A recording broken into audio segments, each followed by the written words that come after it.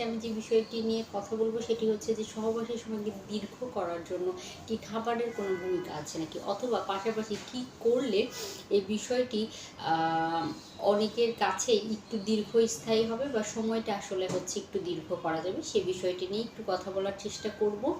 যদি আপনার কোনো অসুখ বিসুখ থাকে অবশ্যই ডাক্তারের পরামর্শ নিতে হবে, সেটি ছেলে হোক কিংবা মেয়ে হোক।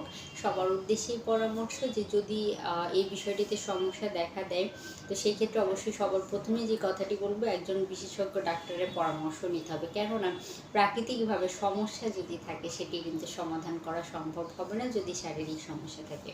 পরবর্তীতে খাবারের কথা বলতে গেলে ছেলেদের ক্ষেত্রে যে গাইডলাইনগুলো, মেয়েদের ক্ষেত্রেও মোটামুটি একই গাইডলাইনগুলোই আমরা বলে থাকি। কেননা দেখা যায় যে খাবারের যে বিষয়গুলো, হরমোনাল যে বিষয়গুলো আছে, সেই বিষয়গুলো কিন্তু মোটামুটি একই খাবারই আমাদের হরমোনাল ব্যালেন্স, মানে আমাদের হরমোনাল যে ইমব্যালেন্সগুলো শরীরে থাকে সেগুলো ব্যালেন্স করতে সাহায্য করে। ছেলেদের জন্য এই পুরো বিষয়টি যে মনিটরিং করে থাকে বা নিয়ন্ত্রণ করে থাকে সেটি হচ্ছে টেস্টোস্টেরন।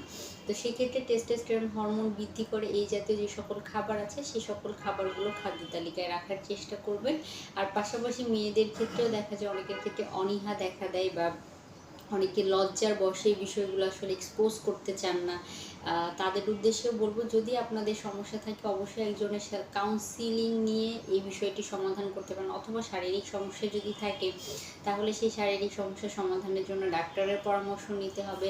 খাবারের কথা বলতে গেলে যে খাবার এমন না যে খাবার খেলেই আপনার এটা সমাধান করে দিবে, কিন্তু আপনি যদি একটা হেলদি লাইফস্টাইল মেনটেন করেন, সুষম পুষ্টিকর খাবার, carbohydrate, protein, fat, vitamin, minerals, water আপনার দেহের জন্য যতটুকু প্রয়োজন সেই খাবারগুলো পর্যাপ্ত পরিমাণে গ্রহণ করেন, তাহলে কিন্তু দেখা যাবে যে আপনি আপনার যৌন জীবনটাকে অনেক উপভোগ্যময় করে তুলতে পারবেন।